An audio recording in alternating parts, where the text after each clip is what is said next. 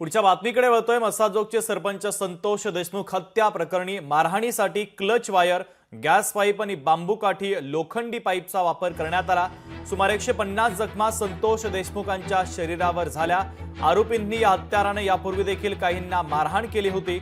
हत्येसाठी वापरलेल्या हत्याराचं परीक्षण अहवाल आता समोर आलेला आहे। कोर्टात सादर केलेल्या दोषारोप पत्रामध्ये अनेक महत्त्वाच्या गोष्टी आता नमूद करण्यात आलेल्या आहेत।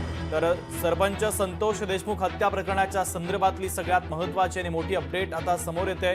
मारहाणीसाठी ज्या हत्यारांचा वापर करण्यात आला त्या हत्यारांचा वापर आधी देखील काही जणांना मारहाण करण्यासाठी केलेला होता असं देखील आता समोर आलेलं आहे। हरिदास तावरे आपले प्रतिनिधी या बातमीच्या संदर्भातले अधिकची आणि ताजी अपडेट आपल्यापर्यंत पोहोचवतायत। हरिदास, नक्कीच या ठिकाणी सांगता येईल की संतोष देशमुख यांचा खून 9 डिसेंबर रोजी करण्यात आला। त्यावेळेस जे हत्यार वापरण्यात आले होते त्याच्यामध्ये क्लच वायर आहे, गॅस पाईप, लोखंडी पाईप आणि बांबूची काठी हे जे हत्यार वापरण्यात आली होती ही हत्यार सीआयडी आणि एसआयटीने जे दोषारोपपत्र दाखल केलं आहे या दोषारोपपत्रामध्ये या ठिकाणी नमूद केलेलं आहे आणि त्याचा जो परीक्षण अहवाल आहे तो या ठिकाणी समोर आलेला आहे।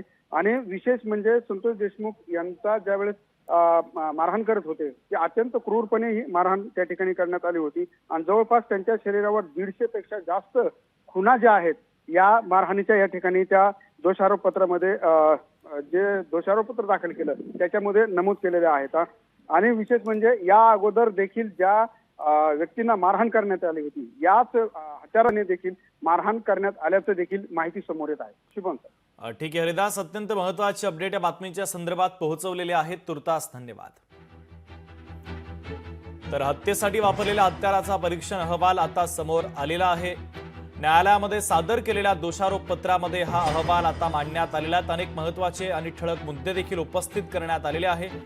मस्साजोगचे सरपंच संतोष देशमुखांच्या हत्या प्रकरणी एक नवी अपडेट समोर येते। लोकशाही मराठी ऐका, पहा, जागरूक रहा।